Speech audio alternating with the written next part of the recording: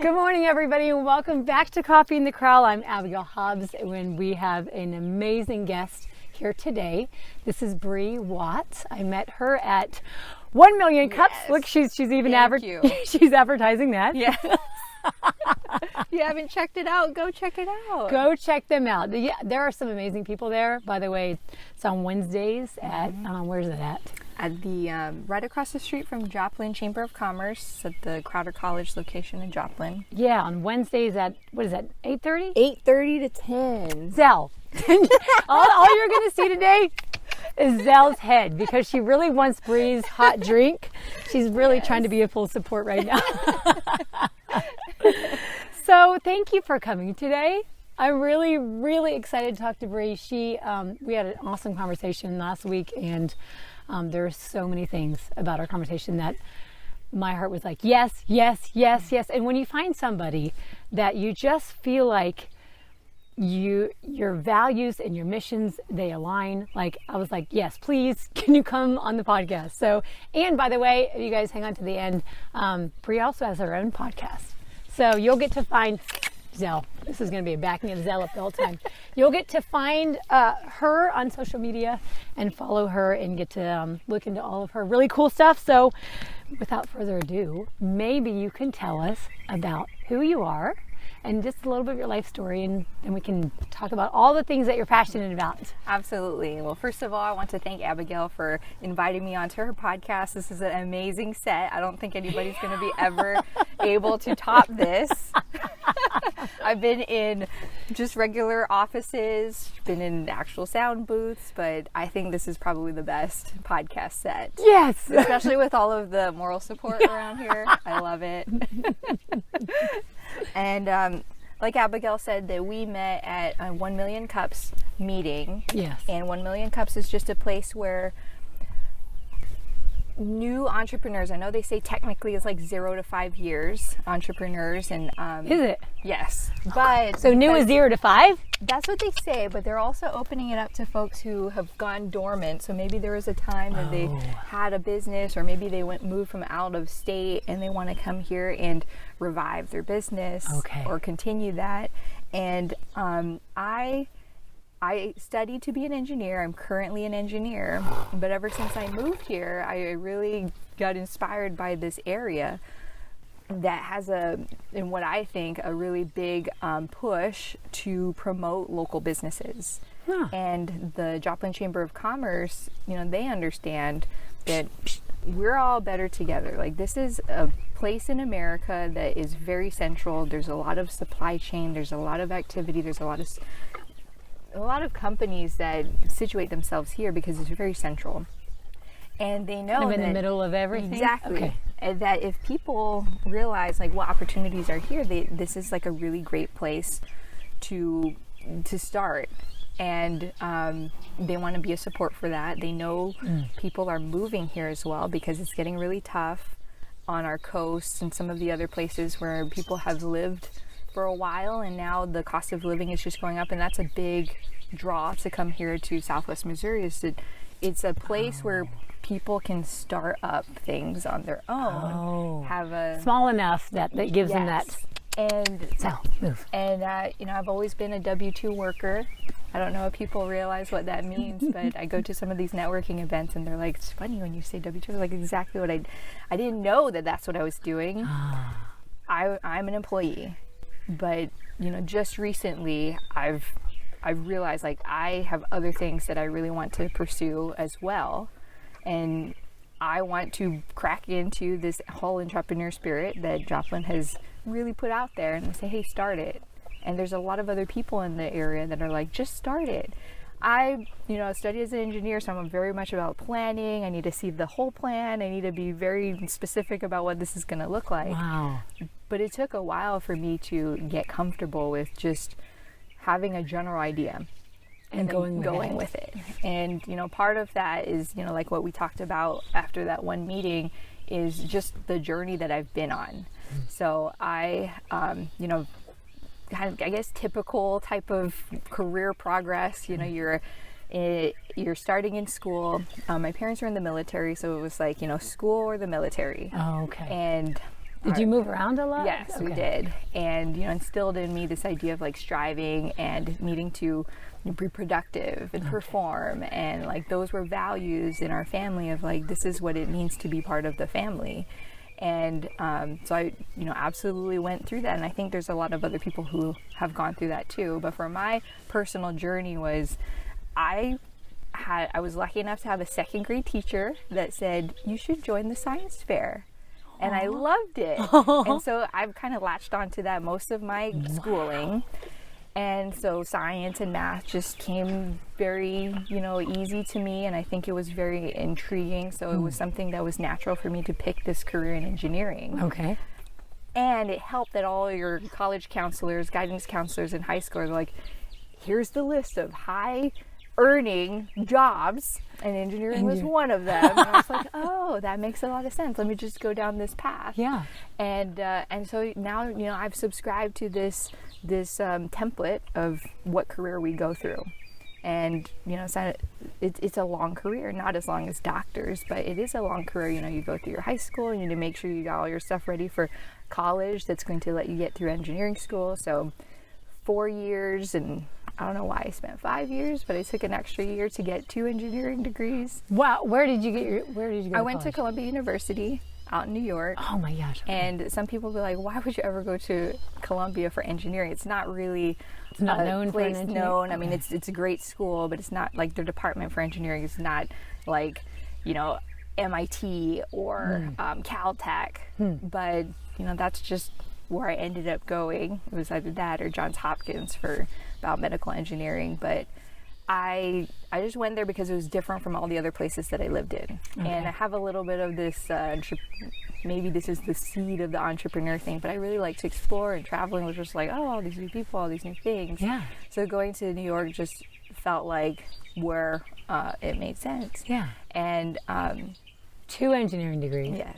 So can you tell me, just because, this is from a homeschool girl, like what engineering degrees? So I know you can get that could mean abroad. Mm-hmm. So what kind of engineering do you do? I do chemical engineering, and then I also studied for environmental engineering. And this was back in the early 2000s. So it was a little bit too early for getting a job in green technology. Okay. And I graduated around the time that we had the recession, so it was really tough even for engineers to get a job. Okay. So the goal is I become an engineer, I rack up a whole bunch of student debt because my parents are just working class, and it's not like they had all this money saved up somewhere to give me a free ride from bank of mom and dad. Yeah. But I realized that, I have a potential to earn a lot so that I can pay this loan back. So it was an okay idea for me to take on all that debt. Yeah, makes sense. But I didn't realize until experiencing that recession that half of my class didn't have a job. Oh, good grief. And we're in a metropolitan area, and I don't know what their exact requirements were for their job, but they didn't have a job. So I felt really fortunate to sign on with a big corporation at the time that had recruited, and there again, I, subscribed to another template of like, now I have this engineering degree, now I just become part of this corporation and learn how to be an engineer inside of a corporation doing consumer packaged goods. And I'm thinking, wow, there's a lot to engineering. They don't tell you this in high school, and there's just a lot of ways to expand on that understanding. But, once you get to the working area, all the stuff that we learn, like we have to relearn. Oh, good grief. What is the culture of this company? How do they operate? What is it going to take for me to succeed? It's no longer tests and essays. Like there's a whole nother realm of trying to understand what this is. Yeah. So I did what I could to, find people to figure it out while I'm trying to understand all of this stuff. And, this starts my now 14 years being in engineering. Wow. And it just consumes you. Once you get into the working world, it's like that's it. We were in school, and it's all it was. Like that was the main thing. And then now we're in the working world, and you just get so consumed. And it wasn't only until several years ago, my husband and I, we had our first kid, and we're like, oh, we're working people. We're just going to pencil this child in, and we're going to figure out how to do this, you know. Kind of add it into your busy life. You just add it to the whole plan. Yeah. And, you know, we were not prepared to lose him. Oh. You know, only after 5 weeks. 5 weeks. Yes, it felt like 5 months, because it's like time just slows down when you have your first kid. And I mean, that was just a huge mark in our life, because it made us stop. Like, it really made us think, what we cannot plan things. Like, we cannot control everything going on around us. You know, we felt going through the whole recession was like, oh wow, what a big thing. We were able to go over that wave, but here's this other one. This is beyond what, you know, my parents could have helped me with. I would not be able to reach out to my high school counselors. Like, this is not the college advisors department. Like, I realized I really didn't have anybody to help me get through this, besides just me and my husband with each other. And we're like experiencing it. You're both going through it. Exactly. The level of that deep pain. Yeah. You know, none of those folks who I experienced, you know, being of help to me, if I would call them mentors or, you know, advisors, that was just not an area of practice that they were ready to support with.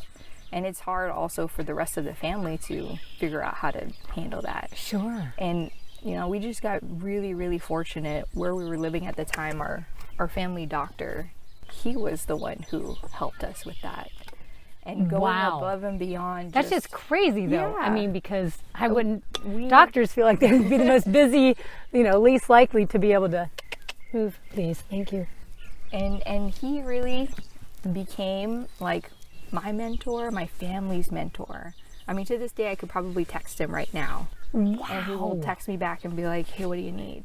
And that was really like the inspiration for how I wanted to show up as an entrepreneur. You know, I have a mentoring company, and it created it because of that pain that I had gone through of not having this like continuous support throughout all of these different phases. Yes. And had I had those resources when I was going through all of this, you know, even starting from when I was choosing my career, I think it would have allowed for me a lot more options to explore instead of just locking into one this is path. what I do.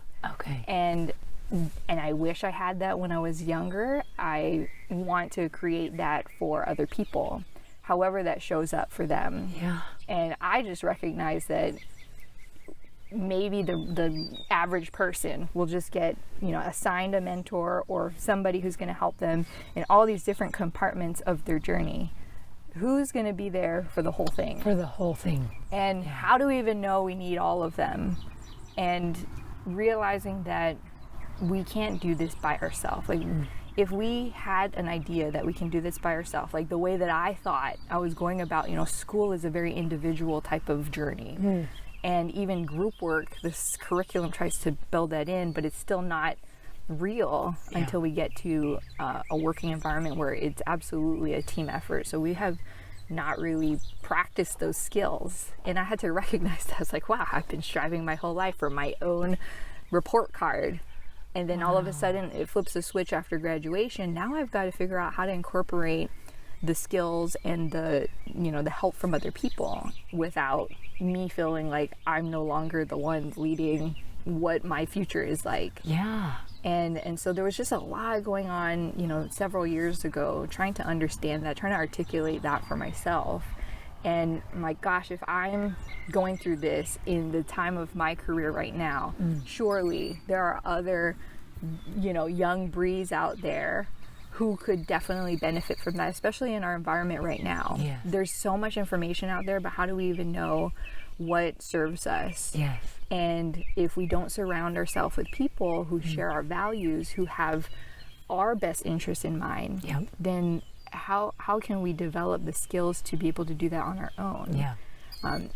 I was just reading Simon Sinek's book, Start With Why, and there's a little section in there that talks about trapeze artists. And I was like, what is this section here? An example of a trapeze artist.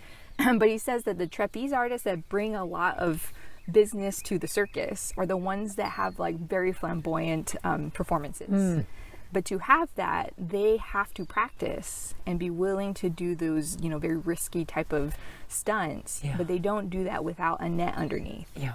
And I, at the moment I was Yep. reading, I said, you know what? That's what that is. This mentoring is the net that helps everybody kind of feel safe to go and explore, be things. risky and try Exactly. things. Oh, wow. And if we don't have that safety net around us, we're just going to do what is safe. Yep. Here's a safe curriculum that I could do. Here's a safe job description and process that I could go through.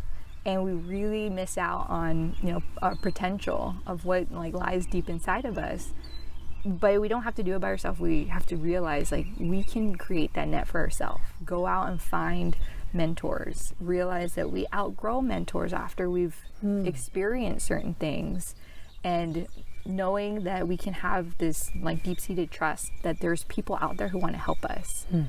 I didn't really think about all of that when I was growing up. And I felt like now looking back, I may have been on autopilot, just playing it safe, going through these tried and true paths that are already out there. Yeah. And having to wait almost, a decade or two to really find what are the things that I really want to bring out of myself to serve this world. And any book that I've read, it doesn't even matter. There's always this aspect of we're kind of here to serve. How do we do that? We have to figure out ourselves first. Yes. What is the skill or special thing that we bring to the table, so that we can go serve other people for that. Yeah. And I don't want other people to, go through the 2 decades not realizing that, or heaven forbid that they have to have a big traumatic event like I have experienced to really knock myself out of what could be an autopilot mode. Wow. This idea of living intentionally, of actively seeking out people who are going to be on your team. Yeah.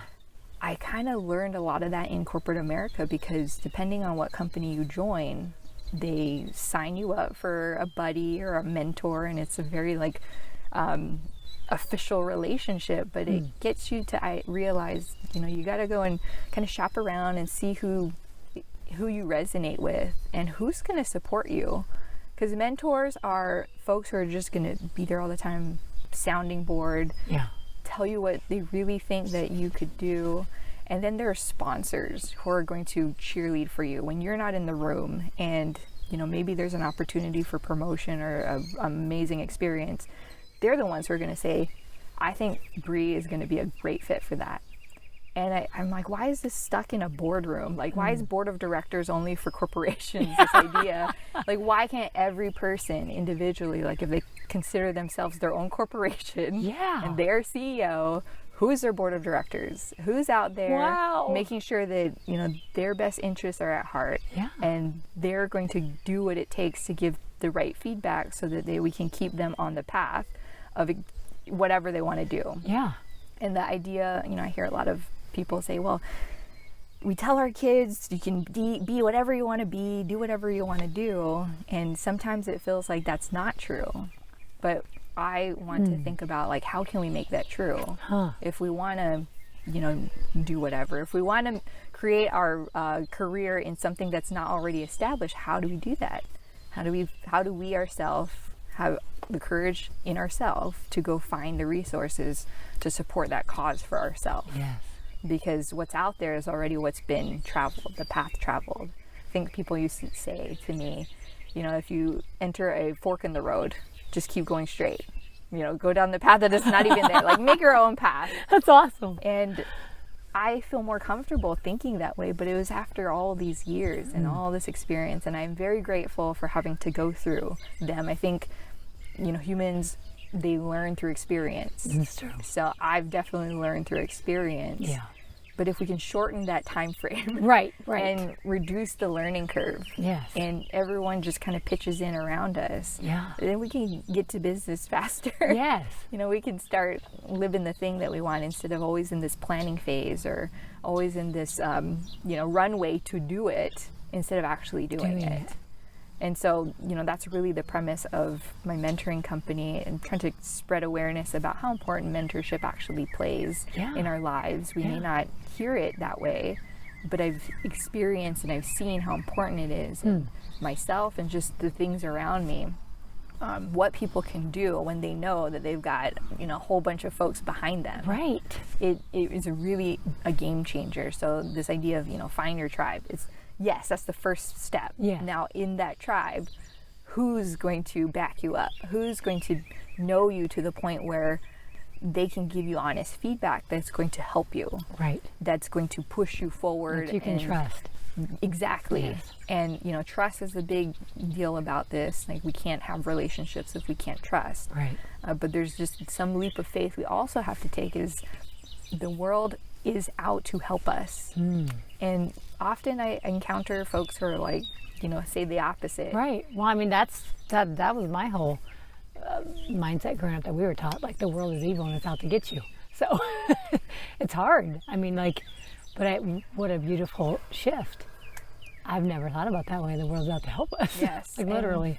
And when we have that outlook, and I'm just saying this from my own experience, like coming from this control freak kind of experience, I love spreadsheets and putting all the little details of what needs to happen for the end of a project. There's a portion of that just says, you know what, I know what this endpoint looks like, and I may not have complete control over the path to that. Yeah. But I have this vision of what this endpoint is going to look like, and I'm going to trust that resources will show up, and, you know, there will be people around that I can go ask to help me achieve what this vision is. Oh my gosh. And it's a very different way to look at things. Huh.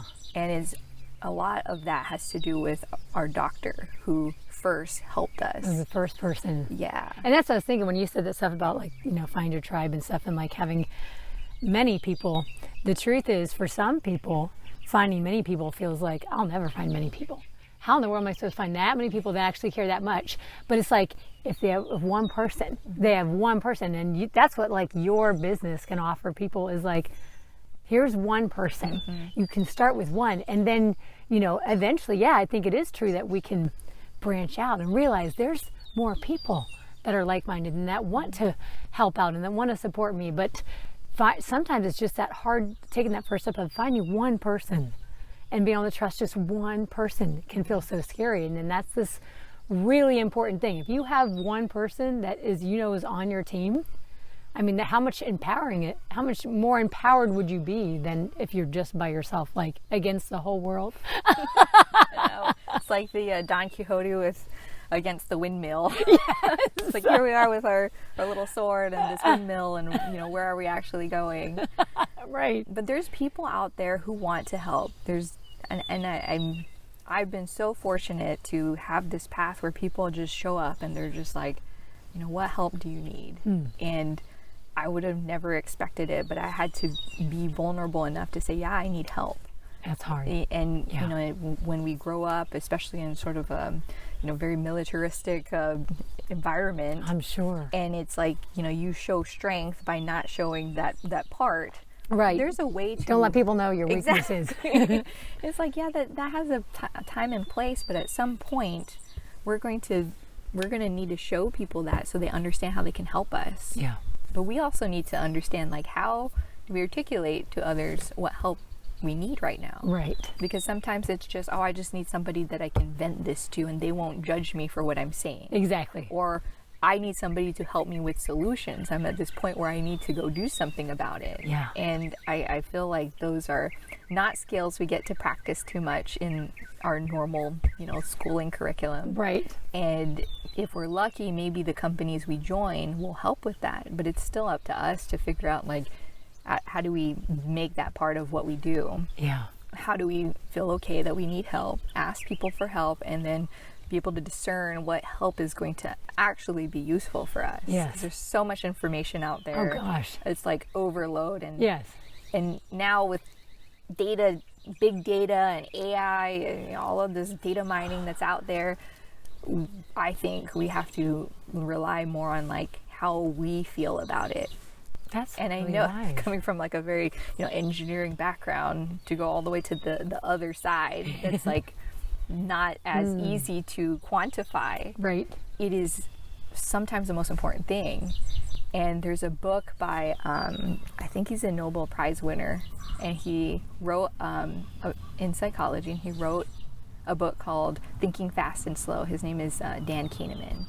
And he talks about this whole thing with all this research and data, like, you know, our prefrontal cortex is the one that makes all of the decisions, but there's this part in the back that's a very early part of our brain that is in, you know, the fight or flight reactions. And those are the things that we kind of execute on if we're not being intentional, if we're not being present about what we're doing. Okay. And so all of the data calculations and analysis happens in the front of our brain, but when we get into a point where we feel really excited or we feel really threatened, it just kicks to the back, and then we make decisions off of that. It's like a reactive decision? Yeah, exactly. Okay. And it's like a very thick book that's like all this data that says this is what's happening when we're making decisions. And this is why lottery tickets and gambling is still a very profitable business, is because even though people know the odds are against them, they know it in the front of their mind. They're in an environment, you know, wherever these situations are happening, where the back is making all the decisions. Oh my gosh. And then he writes another book, and somebody interviews him on a podcast. It's like, all right, so you did all this research, you won this Nobel Prize about how we make decisions. How do you make decisions? And he's like, well, I use my gut. So, you know, here's a person who's done a lot of research. Yep. And he's like, there's still an element of what our experience has told us. Yeah, your And intuition. he says that with the asterisk. I think he was just doing it to, you know, make some waves. But he says, you know, when we are experienced enough in a certain subject or topic, then the data doesn't play that big of a role anymore. We don't need the front part anymore because it's synthesized in the back. And so this is how people who are masters at their craft, they've been doing something for at least 5-10 years. Yeah. They can make the decisions, and they'll tell you, oh, just my gut. Or like, it is just how I feel, and that's what it is. Like, they're using data, but it's not in the way that a novice would come onto the scene and say, all right, you know, give me the last 3 months of what this data is, and then I'll make a decision based on the trend. Yeah. And so it's not black and white. Like, he wrote his book to show, like, these are the ways that decisions are made. But when it comes down to it, you know, it's still, we have to make it, and it's how we feel about it. Yes. And sometimes we can't quantify it, but there's data out there that says your whole history of everything you've ever gone through is going to inform what decision you're making. Yeah. So as long as you know there's like the front and the back happening, Yeah. and if you know that you've been in this whatever subject for a long time, then trust it. Huh. You know, don't second guess yourself. And you know, I feel that's where that safety net, having all the mentors around you, allows you to practice that, so that when stakes are high, you don't have to second guess yourself. Yeah. You're like, you know what, I've been doing this enough. It's about me. This is a decision that's going to impact me. So I'm going to make this decision. And if there's something that doesn't feel right, like there's somewhere in the archives of data you've experienced that's leading you to say, think a little bit more about this decision. And I think in one of your previous podcasts you talk about that, where it's like you have to trust yourself. Yes. And I mean, it's there to serve you. Right. And if we are ignoring it, it probably doesn't end up well for us. You know, if we're following some data-driven process. Like, oh, you know, I'm going to be an engineer. I'm going to do this thing, and it's all going to work out. Yeah. But there's something inside you through that process where you're like, it just doesn't feel like it's complete yet. Yeah. Or there's still something doesn't quite feel missing. right.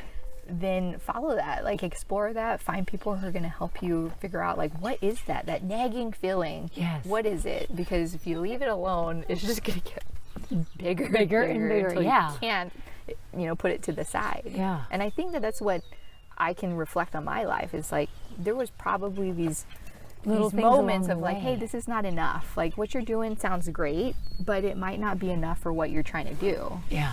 And I was not able to articulate that over the past years until recently, when I'm like, you know what, what am I doing? Yeah, exactly. How do I add to that to supplement what I'm currently doing, so that it can really bring out what that is? And you know, I realized it's like, I just want to use all of my information, hand it back to folks, so that maybe there's somebody out there who can experience a different way, or at least be aware there's a different way, options.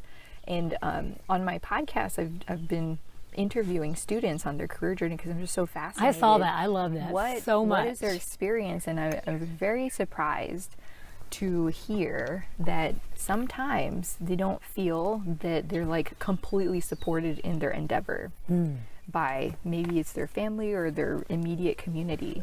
And I can imagine how scary that is when somebody else who, you know, should have a lot more experience than you is telling you it's not a viable path. Yeah. And yet they still want to pursue it and they can't explain why. And they live now with this tension of, well, I'm just gonna not talk about it with my parents. Yeah. And I'm like, well, that's not the greatest solution. Like maybe it's okay right now, but at some point you're gonna have to figure out how do we have those discussions in a meaningful way so that we share our truth and like, this is what I'm gonna do, and not, you know, be disrespectful to the other people who think that they're helping us. Right. So having this idea as well of like, so the world is out to help me, positive intent, and owning a lot more of how we feel and what we're trying to do, being intentional. Because if we're just going to find a template to go do, it might not be the solution for us. And there'll always be something missing out there until we experience enough or practice enough on ourselves how we're going to navigate on our own. So, you know, having the safety net, the mentors, I don't have to text my doctor as often as I used to. Sure, yeah. You know, when that, you know, whole thing happened with our first son. But I know that he's always there for me. And I hope that we can share this idea of mentorship just broadly so that anybody in the community can be a mentor. Yeah. If they know people around them and they have enough of an experience with them to say, you know, I think I see what they're trying to do, I can subscribe to that, and I would want to share whatever experience I can offer to them to support these people. Yeah. And it's not a formal thing like in the corporation where they're like, you are assigned to this person. And we put it in your development plan, and so we have visibility to what this thing is.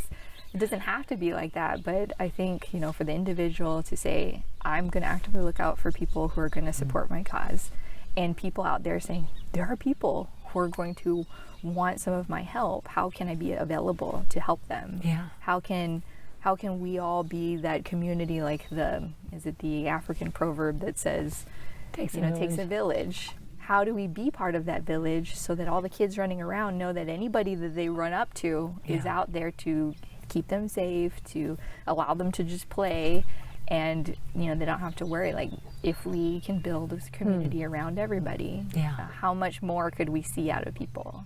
You know, if I've taken this long to get to the point of putting this mentoring company out there, what could have been if I started earlier? If you felt safe enough to take the risk. Yeah. How much more intentional could I have been in my early career around that? Yes. You know, now I look at, while I'm at work as a W-2 employee, there's absolute gems of what I'm learning that's going to help as I help mentor other people. Yes, absolutely. But maybe there were all these other gems laying around that I didn't see because I wasn't thinking of it early in my career. How could I have gathered that up for myself and then have them ready to give out to others as they needed it, as they felt like that would have been helpful for their journey. So it's definitely one of the, it's a company that I'm like, wow, I get to really live out the stuff that I've felt for a long time. And had this company been available, it would have been a really easy entryway to go practice this thing and then go out and find my own mentors as a result. You know, everybody needs practice. Everybody needs like a safe space to do it when its stakes are not high. Exactly. So when it does get to a critical point, like you feel comfortable enough that you've got people and experiences and your own skills involved to, you know, navigate that. I hope people, they realize like this is just like a stepping stone. We want to be an easy place where people can come and say, you know what, I'm going to tell you my story and we'll figure out how to support you in that. And you don't have to be locked into this thing. Like, this is just to give you your wings. That's awesome. So, I mean, everybody has their wings. Maybe they just didn't realize that they're there. It's like a takeoff point. You give them this safe landing that they can practice, try this stuff out, and then you're kind of there to help shoot them out in whatever way they want to go. Yeah. That is cool. And so I only started this business last year, so it's definitely going through all of the builder phase, and it's also helpful for me to understand what that is, because there's a lot more students, especially in this new generation, that are not warm and fuzzy about just taking a template of career path. Yeah. They are wanting to create something different. And look at Mr. Beast. His mom was like, what are you doing in my basement with your computers?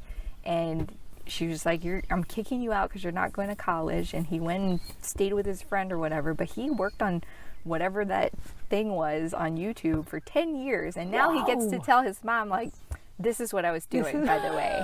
And now 10 years is a long time. It is. Wow. So there has to be something innate in somebody to pick an endeavor and say, you know what, even if my mom kicks me out of the house because I'm doing this, I'm going to go to my friend's house who's going to support me in this, and I'm going to keep working on it. I'm going to figure out how to get this craft out there. And now he's created this whole other arena of, I think they call it professional creators. Wow. Yes, it is. Like, I've heard that phrase enough times where that's sort of a recognized career path.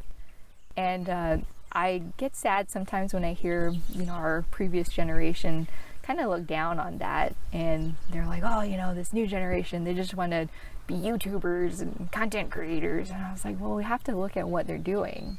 They're synthesizing something else new. They're utilizing information to share with others, and maybe that's better for us. Like, just because we didn't experience it doesn't mean that it's not useful. Right, not of value. Yeah. So, I mean, Mr. Beast is a really good example of somebody who just said, you know what, figure out how to do this on my own, and if my mom doesn't care about it, then I'll find somebody else until they're successful and they're just, all right, mom, I'm going to hire you now, part of my company. Like, he's the most watched YouTuber. No. And to think that his mom was going to tell him, no, you can't do that. Imagine if Mr. B says, okay, mom, I'm going to finish school. I'm going to do what... And I'm just going to, put on a suit and tie and work for a company. He didn't do that. Like, we would not have this whole other example of what people could do with their careers. Gosh. And it's quite amazing. It's a really great example, though. It is. And I'm thinking, gosh, I see a lot of students who are trying to do that too. And if they can figure out how to muster the strength and the stamina to withstand if their mom kicks them out of the house. Right. Yes. Like, they will still work on that and put that thing out in the world, and we all benefit from that. Exactly. Like, Mr. Beast is not the only one benefiting from his podcast. There's so many others who find inspiration in what he did. Yep. And it's a good example of, here's another way that people can be successful. Yeah. Now, there is a very small percentage that people can actually go do that and follow his path, but the process at which he got there is what I really like to focus on. Yeah. With anything, I mean, there's a small percentage of people who get to do exactly what others are doing, that's out of the normal, like, templates of career paths. Yeah. But it's possible. Like, people are showing that it's possible. Yeah. And that's all we need. We just need somebody to say, that's possible. Yeah. I feel like I experienced what that dude experienced, and then that gives me courage to go and pursue that. But I think we all have different things we bring to the table. And so just having that, like you're saying, that knowledge and inspiration to go do what we really care about. It's not going to be exactly what somebody else cared about, probably. It's going to be, even if it's kind of close to it, a different take on it. And so being able to feel empowered, like, I can do the things that really are meaningful to me. It wasn't meaningful to his mom that he was on the computer at all, but it was meaningful to him enough that he went against all of that. But imagine if he'd had a mentor. I was like, maybe it wouldn't have taken 10 years. Yes. You just said there's different things like that could have maybe sped up that process. And I hear you talking, I think, over and over. I love how you said, like, you didn't realize you were in autopilot, and how just you have so much passion now, and you are looking at life through this different lens of, like, it's the thing is so true. You don't know what you don't know until you know it. And so something happens in life, and then you go, oh my goodness, I just thought this was life, and this is how to do life, and there's got to be more. And so you start searching, and you start, like, looking, and you're like, look, I could do this, and I could do this, and this is meaningful to me, and this is, I don't want to just be stuck in this. And, like, what a beautiful opening of your world. And I think that kind of happened in my world too. It's like it opened up to realize, oh, there's so much more, and to be able to give that gift to the next generation coming up, to where, you know, the truth is, I tell my kids, like, you're gonna make mistakes. Like, I can't give you the answers to life where you don't make mistakes, but don't make my mistakes. And so it's like with that mentoring thing too, like, people are going to make their own mistakes, but if you could say, hey, this is where, like, I need to relive mine. So be empowered and make new ones. Yes. But it's that thing of, like, having that support in your life to where you feel like, I can try things and not be stuck in this one way of doing them for 10, 15 years before I'm like, oh wait, that's not really what I want to be doing. You know, I feel like that's such a beautiful thing. And that's what I loved when I talked to you. I was like, this is so amazing and so powerful, because you have such a positive view. It's not you saying, oh, young people, listen to me. Everything you're doing is dumb and it's not meaningful. You're just like, whatever you want to do, I will help empower you to do that. And so you're not stuck in autopilot like I was for this amount of time. You know what I'm saying? Like, that to me is, God, it's a beautiful gift. Yeah, the autopilot is also like our intention. So if I realized that I was just going down this path to satisfy my parents, you know, because they want to see me succeed, and their definition of success is, you know, you're going to make six figures. Like, one day we want you to make six figures, because we never did. Wow. And I'm like, okay, so I arrived at that point 4 years into my corporate job. Yeah. And then I'm like, okay, what's different now? What's the point? It wasn't because I wanted to make six figures. Oh. It was because I was doing it for my parents. Yes. And so what is meaningful to us, and I learned a lot of this stuff from corporate America, we're climbing up this ladder, but we need to look up every once in a while and figure out where the ladder is leaning on. Oh, wow. Because we could be on the wrong ladder. And maybe taking it somewhere like where we didn't go, but we're just like... And sometimes you have a chance to jump to that other ladder where you really want to go. But the longer we wait, the harder it is for us to jump ladders. And it's not impossible, but it just means it's harder. Yeah. It's going to take a lot more energy to, you know, realize that you've been going up this ladder. The other ladder's way over there now. I got to climb down and then over and then up.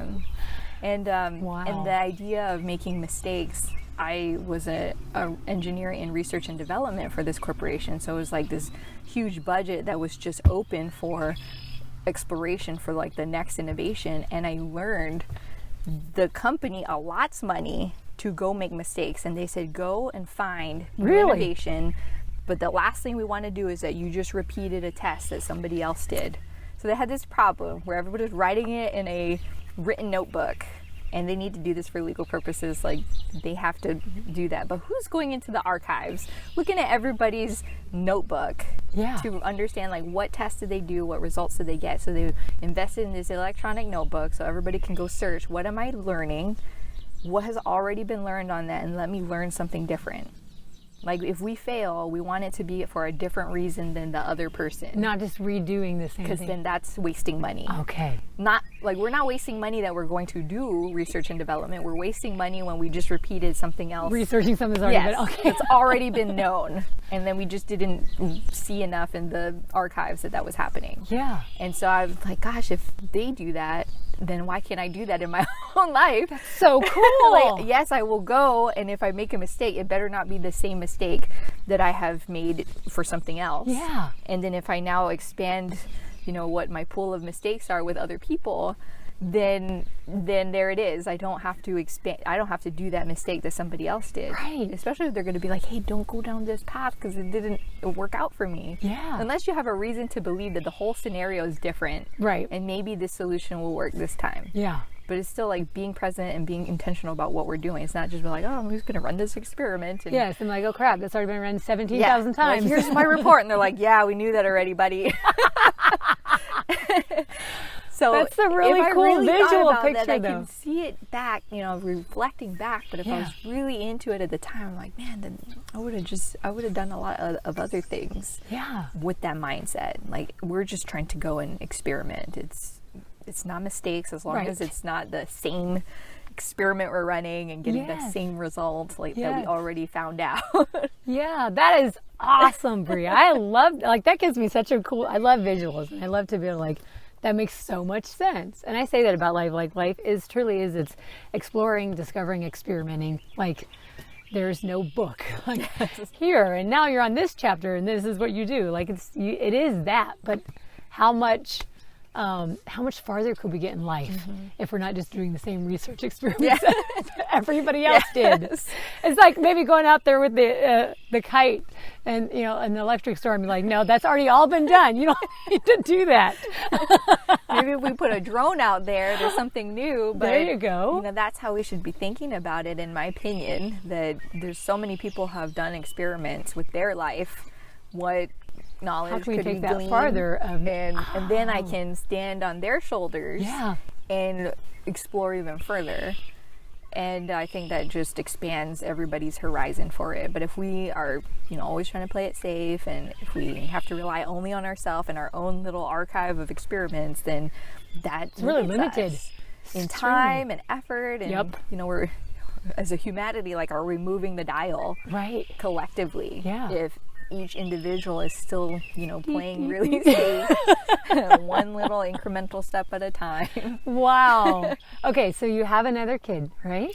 Can you Yes. tell us about your... We are blessed to have a second child, and he's 3 years old right now. And Oh my goodness. all You the didn't bring stuff- him here today. He's still sleeping. He's Oh. interesting parenting process where he goes to sleep when he wants to go to sleep, and he doesn't really take naps because he's recognized, like, the sun is still out. He's like, until the sun goes to bed, then I will go to bed. Yeah, And I'm like, yeah. oh, that's so interesting.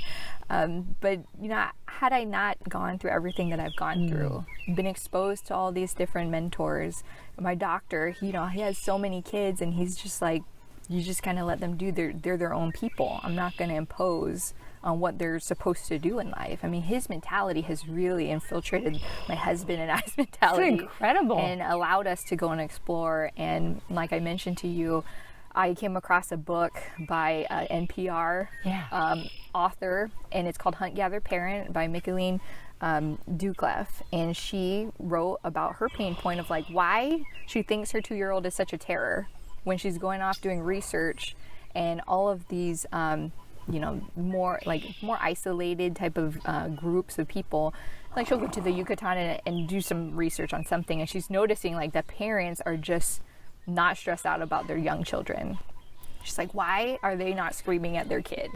How did their kid just walk into their own room and take the nap by themselves? Or how did they get their teenagers to wash the dishes? I mean, those were questions in her mind. She went and just completely did a lot of research on that, met a lot of other people who were having that same result. And it came in my life at the time where I'm like, now I have this new child, and I get to figure out, how do I want to rear this kid? And so it made me think that, you know, they're just not our kids. You know, what do they say? You know, they are not our own. We're just here to shepherd them. Wow. And I had to look at my child as an adult that just doesn't know how to speak English. And I know that sounds silly when they're just like months old, or, you know, even when they're just starting to walk around. Yeah. And realize, like, from her research, she's like, gosh, all of the parenting books in America were written by old men. And so how relevant is their experience on what we should do to nurture our children? And so I went through a lot of like, how do I feel comfortable with myself, with making decisions as a mom for this child, when there's all this stuff going on out there says this is what you should do, you know, you need to sleep train, and you need to, you know, do all of these very structured things, especially when I'm just coming out of this idea. I'm like, I don't control anything in this life. Wow. I'm just here for the ride. So I'm watching this kid, and, you know, wanted to bother us while we're making dinner. It's like, oh, that's just what they're programmed to do. They're here to be part of the club, you know, this family club. They are proving their membership to our family club. Wow. And so we need to figure out how to nurture that so that they can still feel like they're contributing. And so all of these little things, you know, I have to reprogram how I was raised and what, you know, media has really put out there of how we treat our children. Yeah. And so I get this second chance of, you know, a young child that I get to kind of experiment on Yeah. what is it going to look like when I just give this kid a little bit more leeway. And it's to the point where he will say, the room is messy, we have to clean it up. What? Yes. And he'll tell me, I mean, he's only 3 years old and he's very aware of what's going on. And sometimes when we're out and about in the stores, I mean, he's just like, I want to go home. And I'm like, well, you're here to help mom get shoes. And he's like, but you already have shoes. They're on your feet. And so it's really amazing to, I love it. Be present. And as much as I had dedicated my life to working, and once our second child showed up, I was like, I have different priorities now. Yes, this job is absolutely affording us the ability to have this life, but my priority is this kid who is our next generation, and how can I help support that? And that book was super helpful for me to just change the way that I looked at this child. Oh my God. And to the point where they're just doing this. I mean, he'll go up to the fridge and open it himself and look for stuff that he wants to eat, and because he's watching what we're doing. Yeah. And so I told my husband, I said, he learns through what he's watching us do. We are not going to sit him at a chair and teach him what he should do. Yeah. Like, he's programmed to just take in Right. all of the stuff. Yeah, I mean, it's what all nature does. Yeah, this is what this environment's all about. Like, here I just popped out into this world, and this is the environment I'm in, and it looks like this is what it takes to be part of the club, and so I'm going to do that. So when he sees all of us clean up before we go to bed, he's like, oh, this is messy, we have to go clean. Wow. Even the words and phrases that he uses, it's some of the things that we say. So it's like, look, we cannot be on autopilot with some of the things we say. We have to be intentional about what we're doing. We explain, like, this is why we have to do this, or make sure you buckle up. There was a time where we drove out the driveway and it was still in the yard, but he was like, hey, you're my seatbelt. Because he knew how important that was. He sees all of us put our seatbelt on, Yeah. and we usually put his seatbelt on, and we're just going to go to the front of the house, but he was like, my seatbelt. And it's amazing to see him, how he participates in things, instead of us, just carting him around for whatever it is. We ask him, say, hey, what do you want to do today on the weekends? I want to go to the library. I want to go, and he just because there's toys, he gets to run around. There's other kids that he's never seen yet, and it's just amazing to see that there's not a lot that I need to control of him. Wow. That he just kind of does it, but it's mapping off of what my husband and I are doing and how we're running our life. Yeah. And how we model in the household. And he'll go to the farmer's market and he's like, hi, thank you, bye-bye. I mean, because he hears us say that to all of the farmers who are there, and we always thank them. We're like, hey, you know what, you're feeding our kid the 2 dozen eggs, like he eats that every week. He eats a pound of strawberries whenever y'all have it, and like he sees these interactions, and that's how he's socializing. I don't have to sit him in the classroom and say, this is what you have to do. He's only 3, so doesn't have to worry about those curriculum yet. But, it's really helping us understand what is going to propel him. Like, how do we continue to nurture what's already there? And our mentor, our doctor, was like, until 7 years old, they're just like in this soak it up state. Yeah, it's like, what do they call it, the oceanic state, where it's just like everything is everything, and they're just learning everything. It's awesome. But by 7 years old, they'll start getting grounded in what we teach them, and that's about the time that we start getting serious about schoolwork and homework and duties that we have to do in society. Yeah. And so I'm like, gosh, how could we extend this 7-year-old, 0 to 7-year-old time frame? Yes. So that they can continue to explore and be curious and not be scared about things. Yes. Sometimes he's like, don't leave the room. And I said, you can turn the light on. I'll watch you. And he'll turn it on and he goes about his thing. And so it's little things like that where I'm like, you can do it. And sometimes he'll get frustrated trying to put Legos together, and I was like, you can do it. I'll show him how, and I'll make sure that he can demonstrate it as well. And then, you just look at his face, and he's like so excited that he was able to do it. Wow. Instead of me doing it for him. Right. I have to remember, like, I'm trying to build these skills in him.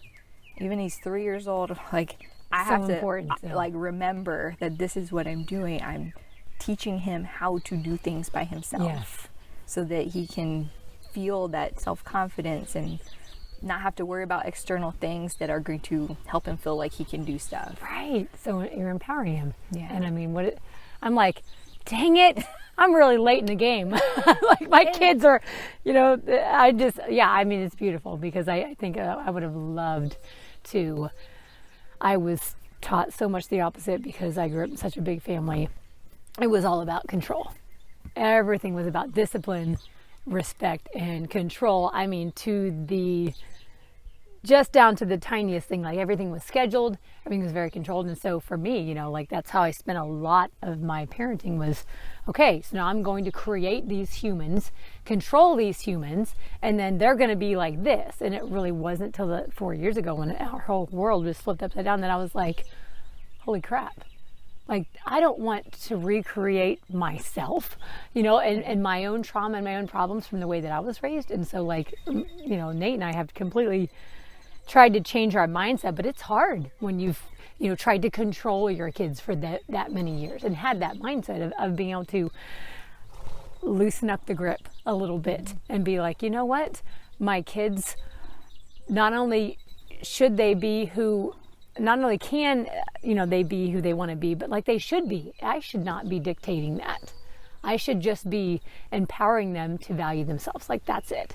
And that's been a hard change for me. And I mean, hard for my kids too, at being older, and being used to life being run this way. And then suddenly it's like, wait, what are we doing now? And it's like the freedom has been really good, but at the same time, it's kind of scary, especially, for my oldest son, just like, so controlled to suddenly, so I can like, what, you know what I'm saying? But I'm glad that we were able to do what we could, like they weren't all moved out and I was 100 years old at this point, but I think it's just so beautiful. Like what you're saying, I'm like, I need to listen to that book because I'm at the point where I'm like trying to glean everything I can now and empower my kids as much as I can now, and anybody else raising kids too. And like, that whole mindset of these are kids belong to us. I told you today at the beginning, it's like learning that my horses aren't my property. It's a relationship, but being able to transfer that to my own kids. They're not mine. It's not. And I think as parents, at least for me, it's, well, they're a reflection of me, and if they don't turn out like this, then that reflects on me. Like, wow, that is a lot of ego, Abigail. Like, let it go. You know what I'm saying? So allowing my kids to explore and discover, and that's so awesome. I love every bit of what you're doing. Yeah, and it's never too late. We go through all of our journeys individually for exactly what we need to learn. Like if we're, our corporation, we're the CEO and the head of R&D, then we should be like, these are all experiments that we had set out to go understand. And what has helped me in, if I feel like, oh gosh, it's too late for something, that's like the perfectionist mentality in myself, my past, and the control freak of like, oh, it had to be this way to, I've learned to just let a lot of that go. And there's people at my workplace that, pointed out to me very specifically, they're like, you just can't control all of that. Or like, it just doesn't happen all nice and pretty that way. Like it's messy and it's hard sometimes. And then I look at my kid or anybody else who, comes into my life to say, hey, how can you support me? Whatever they're doing, like you said, it's not a reflection of us. It is like, what can I take responsibility of to say, what am I doing to ensure their success? These are all like corporate phrases that I've learned for a project. But can we bring it back to ourselves and people and, the value that people have? Yeah. If we ask ourselves, what are we doing to ensure success? And if it's a situation, a project, people, kids, what are we doing to ensure success? For me, it's probably a better way to think about like, what is my next plan of action? I'm not here to fix the thing. They're not asking me for a solution. What am I doing to make sure that they're successful? What runway am I paving for them? Or maybe they don't want a runway. They want to dig it themselves. What am I doing to ensure their success? So, my kid we've asked him, we said, maybe we'll bring our son, his name's Pontiac. What do you want to be when you grow up? He says, a garbage truck driver. Because he grew up, traveling and seeing a lot of construction around the area, and he loves big equipment and the garbage truck things, like the sounds and the things. And we're like, oh wow, a garbage truck. What will we do to ensure success if he wants to be a garbage truck driver? So awesome. Like, it is no longer like, oh, does that job like make enough money so that they can live? Like, these are all important questions for people. At some point, rubber hits the road. It's like, will the job we have support the lifestyle we want to have? Yeah. And it becomes a deeper discussion maybe later, but while students still have this inspiration, Right. we get them on a path to gather all their tools and capabilities so that they can go exploring without feeling like they're going to be left stranded somewhere. And then when they're ready, it's like, okay, now you realize that there's bills and there's like real things that we have to pay for, and things are expensive, especially these days. Yeah. Let's take a look at what you want to do, and does it even require a college degree? Like, these days, doesn't really require a college degree to get into some of these roles, even in corporate America. Wow. The experience is what people are looking for. Gotcha. Now, maybe there was a time in our history where you absolutely need a college degree. If you're going to be a doctor, you probably want to have a college degree. Well, I've worked on calves, so I can take care of your heart. But there's a whole bunch of other career paths that don't require that. So when we're going to make a decision on an investment, like a student loan, and I don't know if that's an investment, because I just heard on a podcast, Robert Kiyosaki's podcast, talking about student loans. It's like, it's not forgivable. You cannot claim bankruptcy on it. Like, it will follow you and your family until it is paid off. And I was like, I had no idea. I'm lucky that I went into a profession that can pay for that, and I'm not going to like leave that to Pontiac to have to pay for later on. Yeah. But I don't know if everybody realizes that whatever their end goal is may not require a college degree, so you may not need to take out that student loan. Yeah. And it's all Those about... are good things to know ahead of time. Yes. So, I hate using this phrase, but people call it all the time. Oh, we'll go to college for underwater basket weaving. Maybe that's a thing. Maybe some blogger out there makes a living off of underwater basket weaving. I know that there's underwater welders that make a lot of money. A lot of money. Yeah. And maybe that's like equivalent. But if people are aware that that's what's going to happen. Yeah. Maybe we can make a different decision on whether I'm going to incur this debt that I may or may not need. Yeah. Like, the saddest thing that I hear is just, people who say, I went to school for X, but I couldn't find a job that was going to pay for that, so I'm going to do this other thing. Yep. And then it's like a resentful working instead of saying, this is just a means for me to get through this one phase, and then I'm going to go figure out another thing. Yes. That's another limitation that we impose on ourselves if we didn't know. Yeah. But if we had surrounded ourselves with people, or if there were people watching out and they're like, hey, just to let you know, you probably don't need a degree to, do what Mr. Beast is doing. Yeah. Or realize that Mark Zuckerberg never finished college. And he was able to build this business. Now, yes, those are still very small percentages of what actually happens, but they're examples. Right.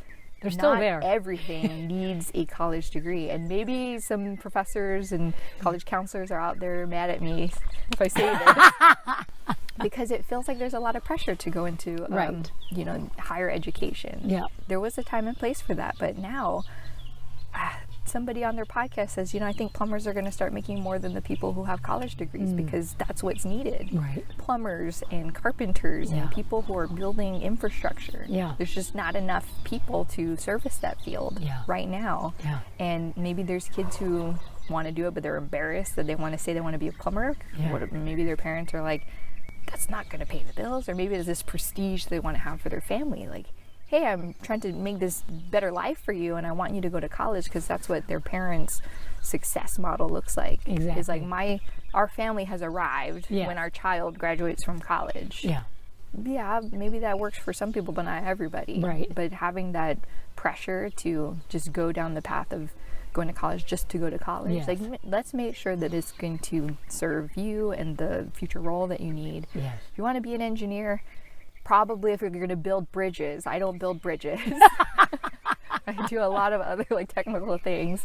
But you probably want to get a degree in that, because you have to pass all these tests, and you have to have certifications. Because if you're going to build a bridge, they're going to give you a little stamp that says, I did all the calculations that says this bridge is not going to fall when all these cars go past it. I don't want to be driving on people's bridges that don't know. But it's just that knowledge, and somebody, has come before them to say, look, these are the things that absolutely need a college degree. Yeah. And even if you do need a college degree, there's all these different ways you could get to it. Like, especially here in this area, people in high school are taking classes that are dual credit for high school and college. Yeah, true. Or they're going to a 2-year program that can add on to a 4-year degree. Wow. I mean, there's a lot of options here, especially if people are trying to minimize that cost they have to incur, because that cost is going to inhibit them from, putting money into starting up their own business, because they have to take care of that responsibility first. Yeah. So it's like, lay it all out on the board game table. Yeah. And like realize, like, this is sort of the pathways that it'll take. Yeah. And it's much more helpful when people can gather around you and say, all right, this is what I've experienced, take it with a grain of salt. Right. Here's what I think about that. With your, best interest in mind. Yeah. Would I want to force somebody down a college degree if their profession that they're wanting to go into doesn't need it? Probably not. We'll find different ways. Yeah. But I think society, we're going to have to evolve to this idea that we are not the letters after our name. We are not whatever piece of paper is hanging behind us in our Zoom meeting. Yeah. There's just a lot more to what we know and what we have experienced that's going to give value to whoever we're trying to service. Wow. But, That's who awesome. talks about this in high school? Exactly. I want to bring these things out, like, through the podcast with these students, because they're saying very profound things.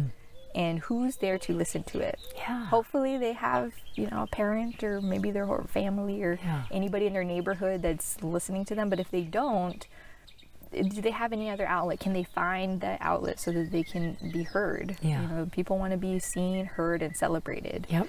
And how do we, knowing that, how do we ensure success for them? What are we doing to ensure their success? So to me, like, I learn a lot just interviewing students. It helps me be relevant with what the experience is now, because my student experience is 2 decades old already. When I was at one of the events here in Neosho, they were like, oh, I'm not a kid, because I said kids, and I was like, oh, I should not say that. I said, I'm sorry, I graduated from school like decades ago. You have to realize that. But they're like, no, I'm 19 years old. I'm not a kid anymore. So yeah, absolutely. Like, I am sorry that I said that. But that's just an autopilot thing that we say. Yep. It is to communicate, like, this endearment for, people who are younger than us. Sure. But it doesn't get taken that way. Right. And, Feels devaluing to them. Yeah, exactly. I'm important too. And in the moment, I'm like, oh my gosh. Is what I'm even saying relevant now? Yeah. There's all sorts of other experiences they're having that I didn't have in the environment that I grew up in. Right. And so what is helpful for them now? And wow. are they brave enough to say what's helpful? Do they feel safe enough? Exactly. Do they know who they're talking to? Can be trusted with their, their dreams and their hopes, and not at risk of getting, like, completely put down or shoved aside. Right. Yeah. So what is tell me about how we can support you, the name of your business, where people can find you, all of that stuff. And I'll put it on the show notes too, but tell us a little bit. All right, so my mentoring company is called Elite Protege. Okay. And I have the Elite Protege podcast on YouTube. We have a a Facebook page, Elite Protege, and then we're on Instagram as well. Awesome. Elite Protege Mentoring. So I realize that there's probably parents out there who want to understand a little bit more, and then there's other students out there who are just trying to find more information. So being on Facebook and Instagram, and people who are just perusing the YouTube to understand something that they didn't even realize was going to be useful for their bag of tools. Yes. So we've been in those places, and I also like to invite students to come onto the podcast if they want to share their story, if they want to be an example for maybe other students who are going through the same thing, and they could be a mentor for those. So of the people who I've already interviewed, I asked them, do you want people to reach out to you? And they're absolutely, like, I'm going through it. DM me if you have questions. And it's awesome to hear that it is built in them already to share it with others who are going through the same thing or trying to go into the career path that person's going through. And, we just want to nurture that's already happening. And being here in Southwest Missouri, I think it's a really neat, like, it feels like a really small town, but there's just a lot more people around. So a really good opportunity to start locally. And, even if people are not in our area, we still want to figure out how we can connect and be supportive. Yeah. So if you're a young student, get a hold of her. She's got an awesome podcast. You probably need to be on it. And even if you're, an older student, because we're all students. That's true, right. Well, I mean, non-traditional we figured it out though, right? We're open to that. We want to help create that network as well. That's really cool. Here's a safe place to just find connection and then expand on that. Just like 1 Million Cups, it's not just here in Joplin, it's all across the country. I've had somebody from Florida reach out and say, hey, you're working with students too, how can we collaborate? Oh, that's cool. And realize that there's so many resources out there. And I learned a lot from going to school at Columbia University because they are very good in their business school. And so it just exudes in the rest of the campus of like this idea of networking and how do we advocate for ourselves so that we can go and network and expand who we know and expand our knowledge base based on who we know. Wow. And if people can practice that at early age, that's some of the things that I've been hearing of our students coming onto the podcast. They're just like, I never had to talk to people before until I went onto this program at high school that puts me into these career path environments. Cool. And I didn't realize that that's something that we just learn after we go to work. It's true. We don't always think about what we're doing in school to practice networking skills. And now it's going to apply to, Wow. That's... so what is your email? How do people contact you directly? Do you have a Yes, you can go to the website. I also have a website. Oh, what's your website? EliteProtege.com. EliteProtege.com. And, there's a form you can fill out if you want to be on our email list or if you want to just send an information email to us. I think it's info@EliteProtege.com. Okay. But if YouTube or Facebook or Instagram, send us a message and we'll figure out how to get together. Connect. Yeah. And if you're a parent with students, Zelenka, it's not who I was talking to. She's like, she heads for that camera at some point, and she usually knocks it up a little bit. She's like, I've been so good. I want some of that stuff that's in your cup. You do. You want her coffee here. Let me give you a little bit.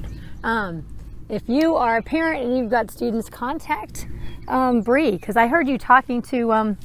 I think that your message. I'm gonna talk like this. Your message can be really helpful and empowering, even to parents. Yes. Like, parents could be mentored by you. Like, I really feel like, and because that's the struggle as the parent is the control thing, and so I feel like, so I'll back up, knowledge is power, and understanding. And so to be able to understand how to ensure their kids for success in a way that feels good to the kid, not just feels good to the parent. I feel like you could help parents with that too. Yeah. After some of these meetings, I've had chats with parents. It just started out as like, hey, I just want to learn how we could, collaborate. And then it ended up being a conversation on, you should just have a school. Yeah. Yes to that. I'm really trying to listen to what is helpful for folks. Yeah. And, be able to provide those kinds of offerings depending on what the need is. So if it's parents who are coming, they're just like, I just need to get up to date with things, or if it's the students, like either way, we just want to use our current knowledge so that people don't have to go through the same experiment twice. Right. Yeah. And especially take advantage of our close-knit network here in Southwest Missouri to strengthen that. And then we can practice here and then go, further out and talk to other people that we may not see at the grocery store, the farmer's market. Yeah. Have the ability to just connect with them. Yeah. Online. That's awesome. Well, you guys make sure that you are following her because she's going to do great things. She's already doing great things, but whatever you do, if you start a school like my kids are going, already, we're the first ones signed up. I love everything about it, Bri, and I'm so grateful that you came out to the corral so my horses could bug you a little bit and to tell your story and just your passion. And I love how every person has this unique this unique approach to life that only that person has. And so I feel like this is so much value that people can get on and listen to these podcasts and hear this perspective, because you have unique experiences that nobody else has, that you bring this unique thing to the world that can empower so many people. So I'm just like excited for whatever you're going to do, and however I can support you, I got your back. Thank you so much, Abigail. I appreciate you bringing me to this awesome podcast set, like I said. And I really believe in what you're doing as well. You know, your coaching company and the things that you're providing for folks.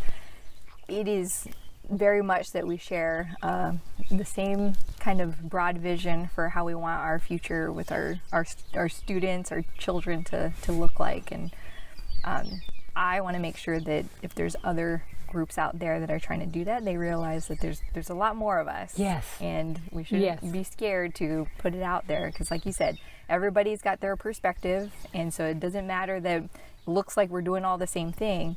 There's so many different customers that we have to serve. Yes. And it is not a one size fits all. Right. No. They will go to the group that it resonates with them. Yep. And so we have to create as many varieties as possible so that we can capture as many people and, you know, provide them with as much as we can on their journey. And not one person has like all of the knowledge. So it's like, if we have all these different things, like you can learn. That's in my horsemanship. That's what I've learned the most from, is from everybody. I learn a little bit from everybody. So it's like providing that opportunity to the world of like, look at all of these different things. There's gems. It's like, you know, the video games where they collect the gems. It's like this one and that one and ding, ding. And so it's like, the more they get, the more empowered they are. So boom. All right. I love this. Thank you for all of the moral support back here. Look, I love it. This audience. They all return. So Did you notice that? Wonderful audience. They are. They went off for a little bit, ate some grass, and then they came back to support Bri. So they knew exactly when the podcast was wrapping up too. Amazing. They're like, circle back, circle back. It's almost like you've kind of trained them to do that. Seriously, it is crazy. But horses are very intuitive, and the one thing I was noticing is that they feel very peaceful around you. They feel very peaceful. Never once have they, like she doesn't usually come around new people. It takes her a little bit. And the fact that she has just stuck around, and the pony, I'm like, this is so cool to me. I always pay attention because my horses tell me about people. I let people in, and I learn about people just from how my horses respond to them. I think we need to add this part of the interview process for companies. Yes. Just send them here first as part of the first screening, and then we'll do the phone screen. I can be like, okay, well, this was the response of Zelle, and this is what Fayana said and Sky said. So if there's companies out there that's looking to revamp their employment interview process, I think this would be a really innovative idea. I'm serious. I've brought people in, my horses have turned and walked away. Oh no. And it's just the energy. And, you know, and the people aren't trying to be bad, or necessarily aren't bad, but it is true. The horses pick up on energy that is peaceful and energy that feels negative to them. Yeah. And that's all they know. They're just intuitive. They're like, something feels off. And so they're like, I don't want to be around that. Now, if everybody had a horse, when they wake up in the morning, like, come and wake me up, or is he sitting in the corner? Probably need to get myself together before I go to work. Otherwise, I'm just going to spread it to everybody in the office. That's a great idea. Well, maybe next time we'll get to meet your little dude. He sounds amazing. I'm like, I hope I run into him in the grocery store. If you go to the Webb City Farmers Market or the Joplin Empire Market, we're probably there, and he's the one running around. I love it. Oh my gosh. Thank you so much, Bri. This has been amazing. Absolutely. I learn so much every time I have a conversation with you. Seriously, I have a lot of takeaways today, and I'm like, I'll be licking and chewing on it. It's what I call it. The horses, when they do this with their tongue, it's actually their brain processing information. Oh, wow. And so it's like they're going, oh, I can understand. So that I call it licking and chewing. When I lick and chew on something, it's like processing that information, thinking about it. So I'm like, I feel empowered. I hope everybody does too. I know you guys do. You will not be sad that you met Bri and that you followed her. So go do all the things. All right, peace out. This is how we leave.